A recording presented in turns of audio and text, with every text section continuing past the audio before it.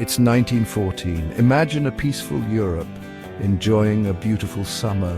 From the busy streets of London and Paris to the quiet countryside, everything seems perfect. No one can imagine the terrible war that's about to begin. In just a few weeks, this peaceful world will be on fire.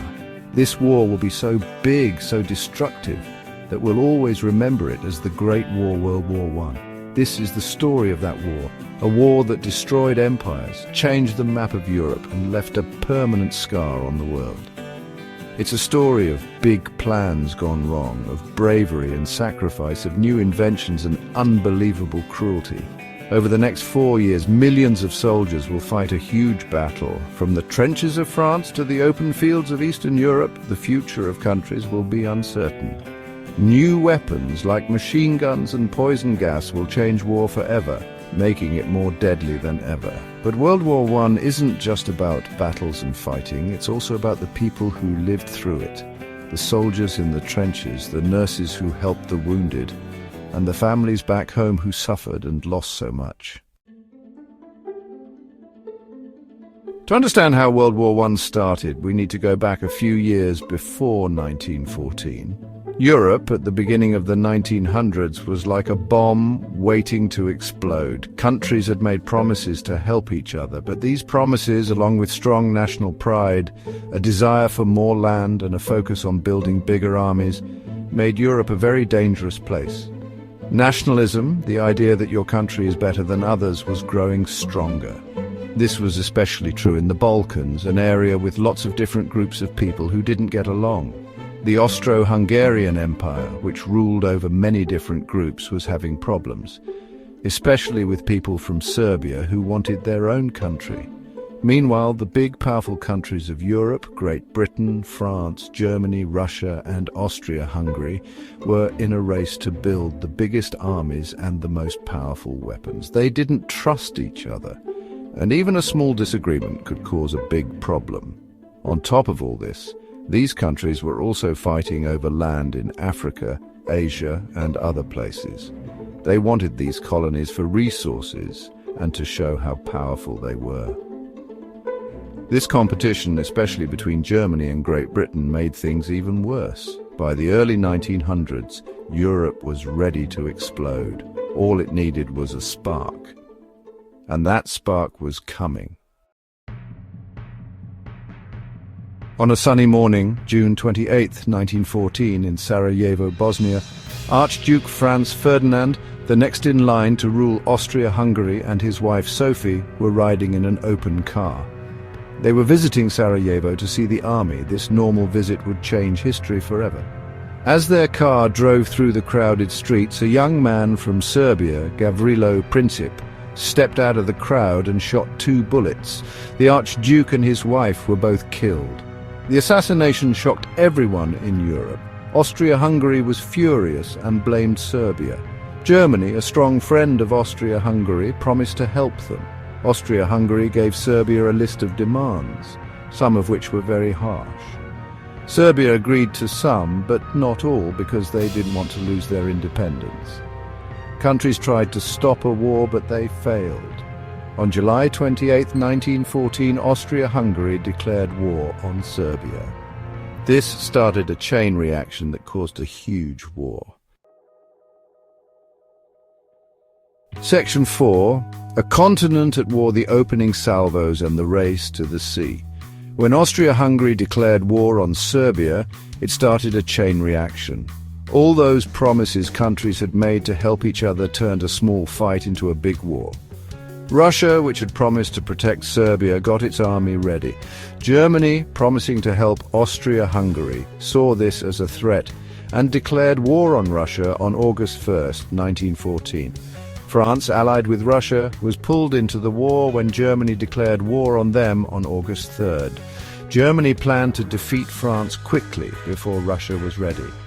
This plan, called the Schlieffen Plan, involved going through Belgium, a country that wasn't involved in the fight. Great Britain had promised to protect Belgium, so when Germany invaded, Great Britain declared war on Germany on August 4, 1914. In the east, Austria-Hungary attacked Serbia, and Russia attacked both Austria-Hungary and Germany. The Ottoman Empire joined Germany and Austria-Hungary later in 1914, starting new fights in other areas.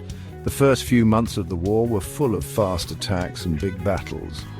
German soldiers moved quickly through Belgium, but they were stopped at the Battle of the Marne in September 1914. This ended their hopes of a quick victory. After that, the war in the west became a stalemate.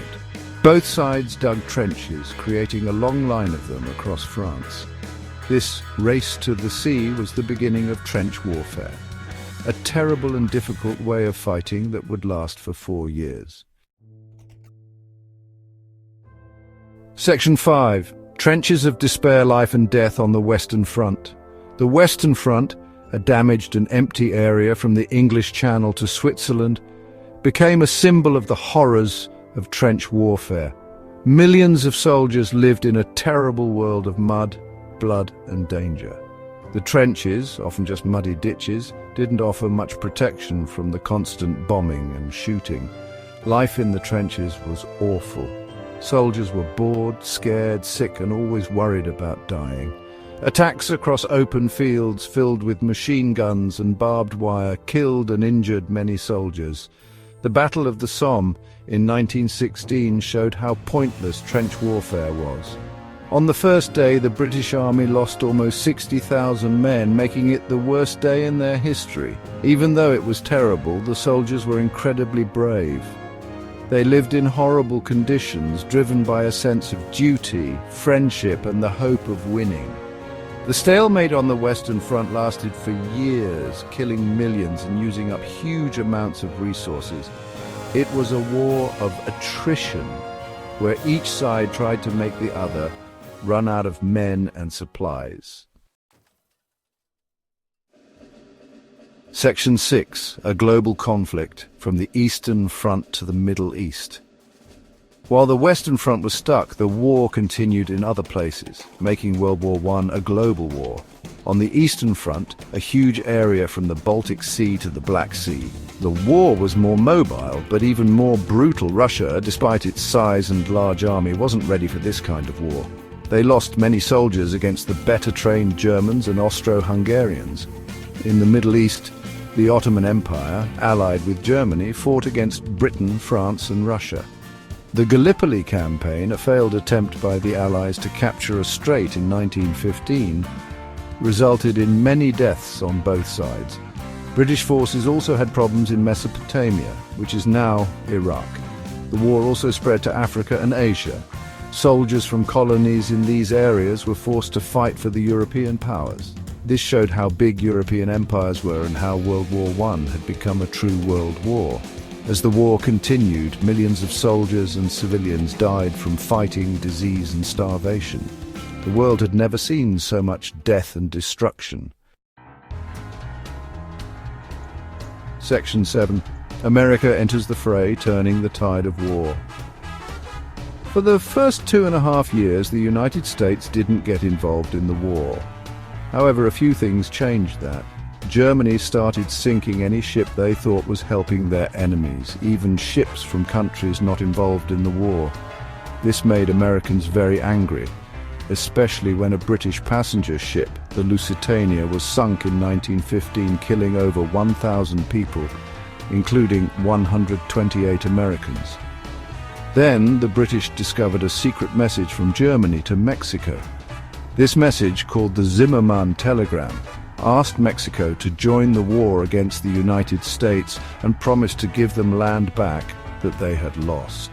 The Zimmermann telegram, along with the attacks on ships, made Americans want to join the war. On April 6, 1917, the United States declared war on Germany. The United States joining the war was a big turning point.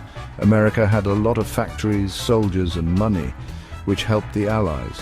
Fresh American troops arriving in 1918 gave the Allies hope and helped stop Germany's last big attack.